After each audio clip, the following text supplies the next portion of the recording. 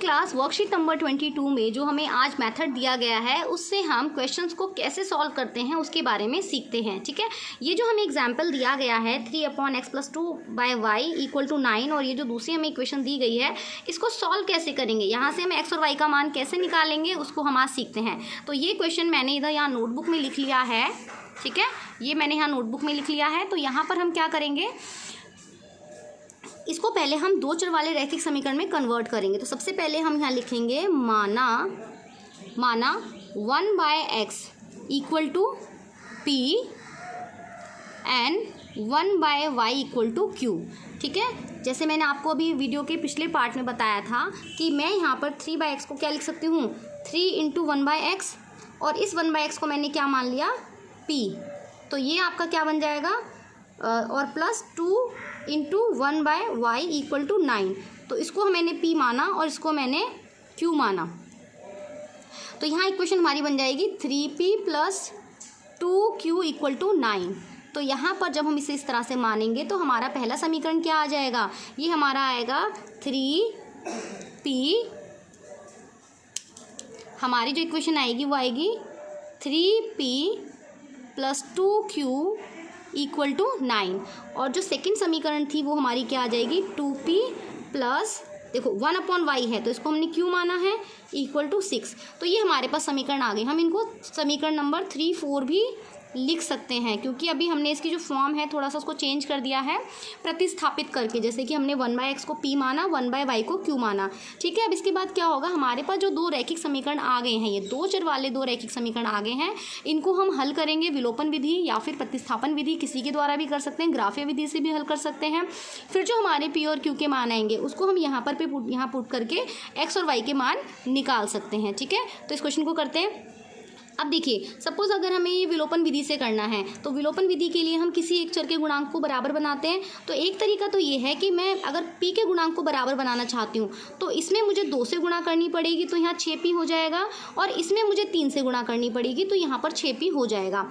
लेकिन दूसरा तरीका ये भी है कि मैं अगर यहाँ पर q के गुणांक को बराबर बनाना चाहती हूँ तो यहाँ पर 2q है और यहाँ पर 1q है, तो क्यों ना मैं इसमें 2 की गुणा कर दूँ। तो हम यहाँ पर लिखेंगे समीकरण 4 में 2 की गुणा करने पर तो क्या हो जाएगा, देखिए यहाँ पर ये तो हमारा यही आ जाएगा। इसको तो हम सिंपल ऐसे लिख लीजिए, 3p + 2q = 9। ये जो है आपका गुणा करने पर ये क्या आएगा, देखिए इसमें आप इस समीकरण में किसकी गुणा कर रहे हैं, 2 की। तो 2 दूनी इसकी गुणा इसमें भी जाएगी, इसमें भी और इसमें भी। तो 2 दूनी 4p + 2q = 12। इस समीकरण को गुणा करके आप पहले भी लिख सकते हैं। ठीक है, तो यहाँ पर आप क्या करेंगे, ये कुछ भी कट नहीं रहा है तो आप साइन चेंज कर देंगे, यानी आप समीकरण को घटाएंगे। देखिए ये कैंसिल आउट हो गया। अब यहाँ ये -4p है और ये +3p, तो आंसर आएगा -p = यहाँ पे आएगा -3। माइनस से माइनस कैंसिल आउट हुआ और p का मान कितना आ गया, 3। अभी सिर्फ p का मान आया है तो p का मान हमारे पास आ चुका है। हम इसकी सहायता से q का मान निकाल लेंगे। अब देखिए हम यहाँ पर किसी भी समीकरण में रख सकते हैं। सपोज p का मान समीकरण 4 में रखने पर, समीकरण 4 क्या है आपके, ये 2p + q = 6। तो 2 × 3 + q = 6, तो ये कितना हो गया, 6 + q = 6। ठीक है, तो आपका q का मान कितना आया, q का मान आया 0, क्योंकि ये यहाँ पे माइनस हो गया। ऐसे भी लिख सकते, q = 6 - 6, q = 0।